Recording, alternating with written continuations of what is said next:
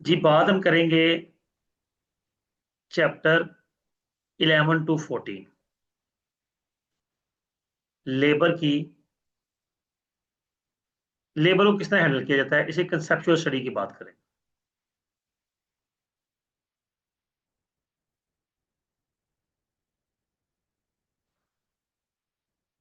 जी, सबसे पहली चीज लेबर है क्या। हम सिंपल अल्फाज में अगर हम इसको करें ना, बिल्कुल सिंपल अल्फाज में, डेफिनेशन नहीं, डेफिनेशन आपको इसकी बहुत मिल जाएगी। ठीक है। तो वो person person work on daily wages. जो डेली वेजेस पे काम करते हैं ना, उनको लेबर कहते हैं। ये आसान अल्फाज में है, सबसे आसान, सबसे सिंपल। अब जो डेली वेजेस है ना, इसका मतलब वो जो दिहाड़ी हम देते हैं ना, ये वो नहीं, ये सिर्फ वो नहीं है। देखिए ना, मजदूर आया, सुबह 9 बजे काम शुरू किया, शाम को 5 बजे तक उसने काम किया। 5 बजे उसने कहा, जनाब मेरा 1600 रुपया जो दिहाड़ी बनती है वो मुझे दे दे। एक तो हो गया ये। ठीक है। अब इसमें क्या होता है कि वो बंदा, उसे पता है कि मेरा यहां से लेकर यहां तक का टाइम है, इसमें मैं काम कम करूं, ठीक है, ज्यादा करूं, मुझे ये पैसे मिल जाने हैं जो मेरे डिसाइड हो गए। ये तो हो गया डेली वेज।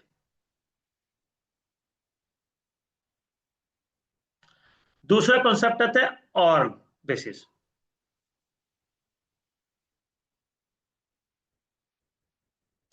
अब ऑरली बेसिस में बड़ा मजे का कॉन्सेप्ट है। इसमें भी दो तरह के लोग आ जाते हैं। यार ऐसा घंटे ही पूरे करने हैं ना, और एक फिर बिजली एक्टिविटी आ जाती है। एक बंदा वो है, अब कहता है जनाब टाइम पूरा करना है।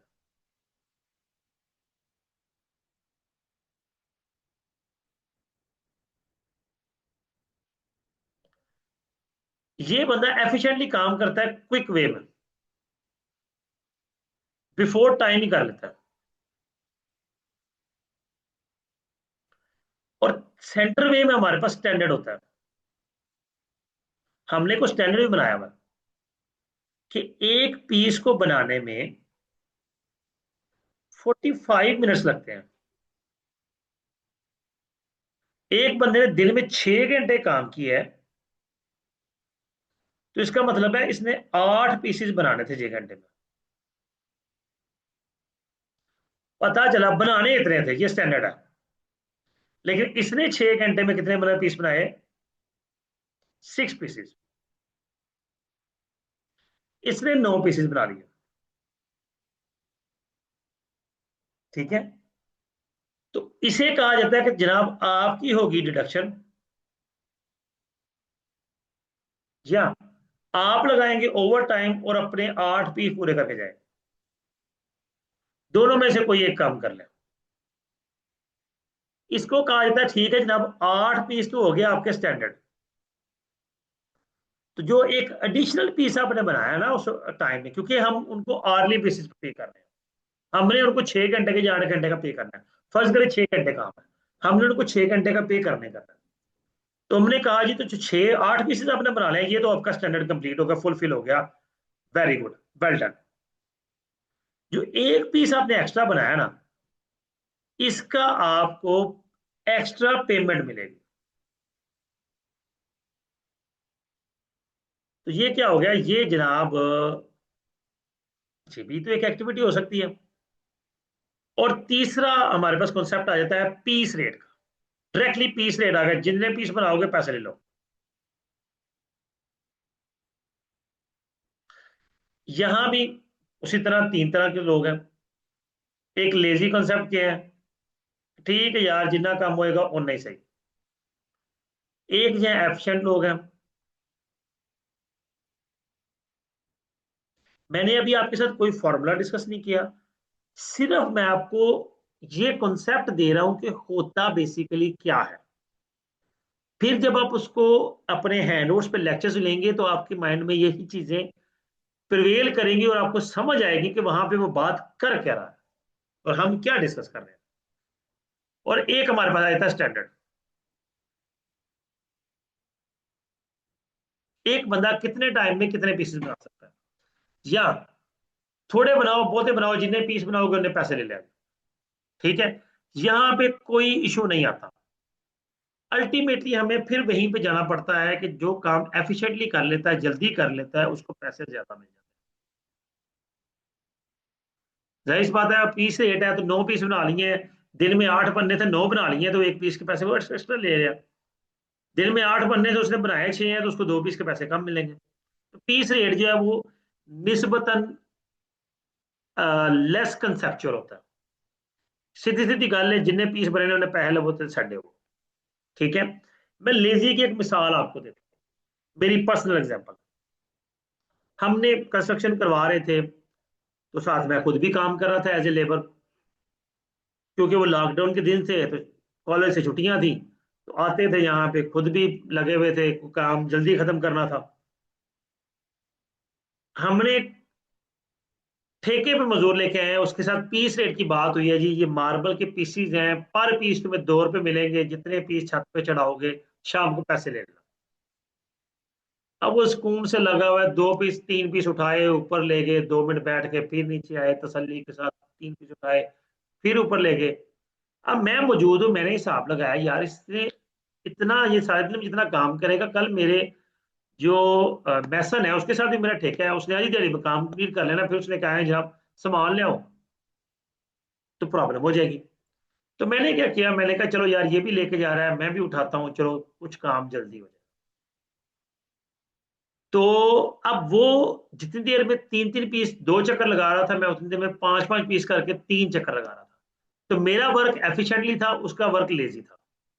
ठीक है, तो ये नहीं होता कि पीस रेट डील हुई है, हम सब टाइम हमारे सामने जेल में आता है कि जब पीस रेट की बात होगी है, तो फिर तो मजदूर बड़ी स्पीड से काम करेंगे। कुछ लोग by default by nature lazy, आप उनके साथ जिस तरह मर्जी ट्रीट कर लें वो लेजी। वो की पंजाबी अंदर वो कहते हैं चाहिए झूठ ही है, ना ही करना तो। ठीक है, खैर चले, कुछ बातें मैंने आपको यहाँ पे अंडरस्टैंड की, तो एक कॉन्सेप्ट जो है वो दोबारा रिपीट करेंगे। वो ऑरली बेसिस में मुख्तलिफ रेट्स का है। उसमें क्या किया जाता है, समटाइम 2 समटाइम 3 एक्टिविटीज। अगर तो आप एग्जैक्ट टाइम में कंप्लीट करते हैं, फिर तो फिक्स्ड पेमेंट आपकी है, आपको मिल जाएगी। अगर आप अर्ली कंप्लीट कर लेते हैं, तो जो आपने एक्स्ट्रा काम किया उसको एक्स्ट्रा पे मिलेगा।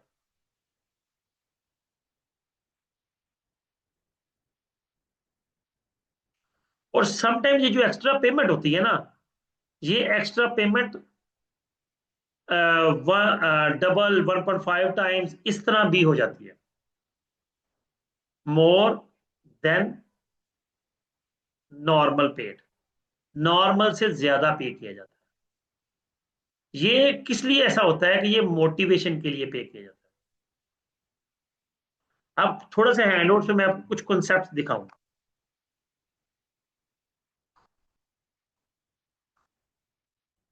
मेरा ख्याल है मैं ज्यादा आगे चले गया हूँ, लग तो ऐसे ही रहा है।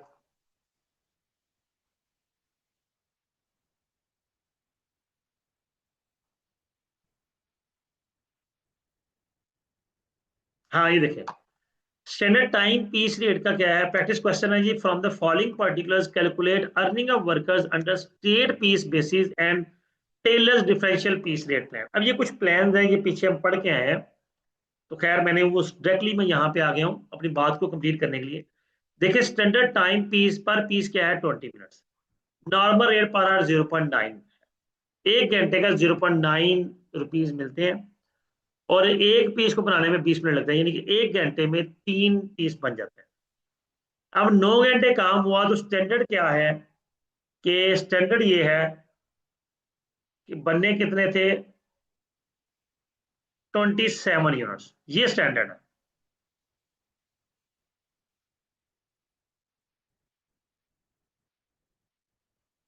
जिसने 25 यूनिट बनाए उसने कम बनाए हैं।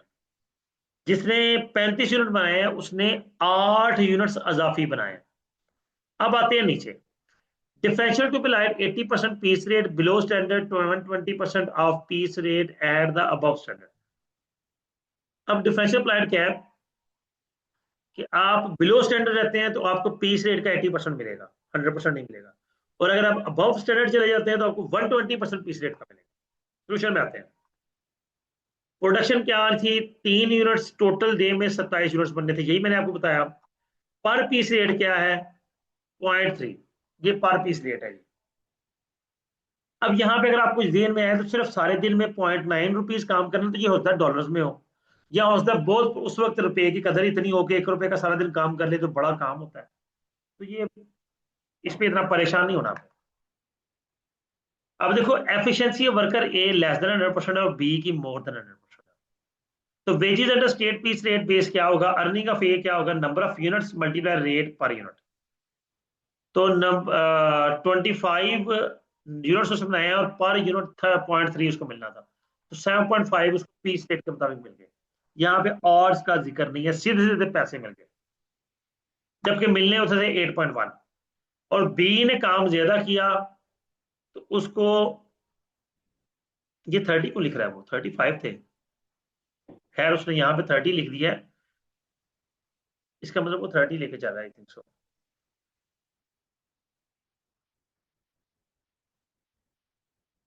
हाँ ठीक है, ये थी नॉर्मल। अगर नॉर्मल होता तो ये 7.5 मिलना, 9 मिलना, और ये इसको 30 कर दे, क्योंकि वो 30 को कंसिडर कर रहा है तो हम 30 लेकर चलेंगे। ठीक है जी। वो कहता है जी अगर तो हम इसको लेकर चलते हैं 120% के हिसाब से और 80% के हिसाब से, तो जिसने काम कम किया है उसको 80% के हिसाब से पेमेंट मिलेगी, तो उसकी पेमेंट 0.24 पर यूनिट बनती है। और उसने अबव स्टैंडर्ड काम किया है तो उसको 120% के हिसाब से मिलेगी, इसकी 0.36 पेमेंट बनती है। तो अर्निंग ए की कितनी हुई, 6 रुपीज, और बी की 10.8 रुपीज। ठीक है, ये नॉर्मल रेट था, ये नॉर्मल है। स्टेट पीस रेट, यार एक तो मेरे सारे दायरे नहीं बनता मैं, चलो। लेकिन ये है टेलर वेजे, टेलर जो कहता है कि जनाब जो काम कम करे उन्होंने पैसे कट दो, जो काम ज्यादा करे उसमें पैसे ज्यादा दो। ये है जी, तो यही कॉन्सेप्ट मैं आपको बेसिकली दे रहा था कि क्या है कि जब काम ज्यादा किया जाता है समटाइम पेमेंट ज्यादा मिलती है, रूटीन से भी ज्यादा मिलती है। ठीक होगा जी। अब यहाँ पे भी Merrick differential piece rate system क्या होता है, वो कहता है जी नॉर्मल पीस रेट अप्लीकेबल, अगर अप टू नॉर्मल रहेंगे तो 80% पेमेंट मिलेगी, अब 10% अबव नॉर्मल रेट जाते हैं 100% मिलेगी, 20% जाते हैं तो अबव 100% पेमेंट मिलेगी। ये भी एक सिस्टम है, मतलब कि मोटिवेट करने का कि जनाब दिन में 25 यूनिट हमने आपको कहा बनाने के लिए, अगर आप 25 ही बनाएंगे तो आपको पेमेंट 80% के हिसाब से, लेकिन अगर आप 25 के बजाय 27-28 यूनिट बनाते हैं तो पेमेंट आपको एक्चुअल मिलेगी।